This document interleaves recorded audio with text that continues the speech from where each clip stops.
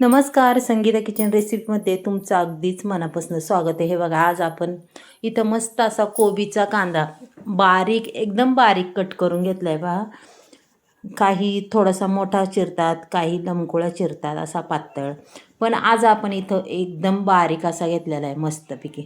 आणि जेवढा बारीक कांदा चिरसान ना तेवढा चवीला खूप छान लागतं बरं का. चला, आता इथं गॅसवर कढई ठेवलेली पाहू शकता. कढईमध्ये तेल तापलेलं आहे आपलं. त्याच्यानंतर जिरी मोहरी टाकायची, मस्त या हिरव्या मिरच्या टाकायच्या पाहू शकता. जास्त तिखट असल्या की मिरच्या ह्या कमीच टाका, जास्त टाकू नका. त्याच्यानंतर टेचलेला लसूणही टाकून द्यायचं आहे पहा. त्याच्यानंतर इथं अर्धा टॅमॅटो मी चिरून घेतला होता, तो सुद्धा टाकून घेतला आहे पहा. तेल अक्षरशः कडक तापलेलं आहे, त्याच्यामुळं परतायला काही टाईम लागत नाही आहे. मस्तपैकी त्या वस्तू आपण सगळ्या हलवून घेऊया पहा अशा पद्धतीने. मिरच्या, लसूण, टॅमॅटो असं अगदी छान असं खरपूस परतून घ्यायचं, म्हणजे चवीला खूपच छान वाटतं. आता ते जर परतत आलं की त्याच्यानंतर पुन्हा आपल्याला त्याच्यामध्ये पहा काय टाकायचे ते सुद्धा दाखवते. आज आपल्याला खरंच खूप वेगळ्या पद्धतीने जरा कोबीचा कांदा करायचा. इथं मुठभर मुगाची डाळ भिजवून घेतलेली होती, अगदी 10 मिनटं ठेवली होती, जास्त बी नाही. मस्त ती डाळ भिजलेली आहे, तीसुद्धा आपण टाकून घेतली आणि अक्षरशः अशी छान मस्त अशी परतून घ्यायची बरं का तिला.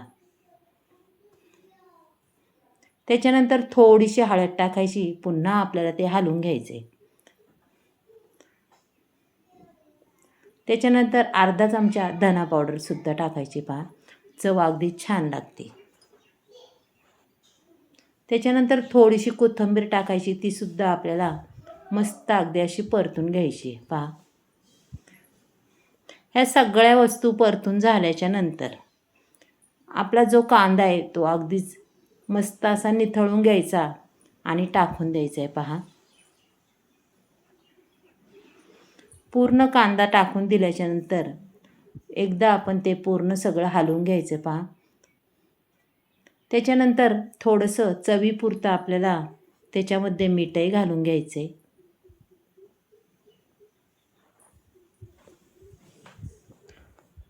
अक्षरशः वेगळ्या पद्धतीने हा कोबीचा कांदा आहे पाहू शकता. आणि खरंच तोंडी लावायला, अगदी टिफिनला न्यायला खूप छान आहे. आता हे संपूर्ण आपण मिक्स करून घेऊया पहा. त्याच्यानंतर आपल्याला टाकायचं इथं 1 चमचा शेंगदाण्याचा कूट.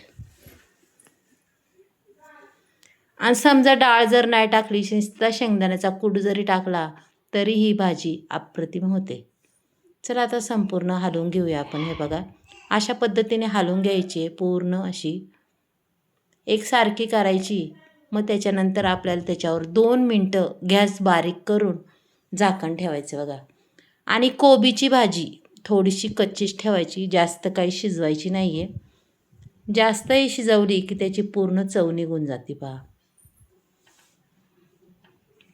मस्त अगदी कोबीचा कांदा झालेला आहे पाहू शकता तुम्ही. रंग बी छान दिसतोय, अगदी कलरफुल असं झालेला आहे पहा.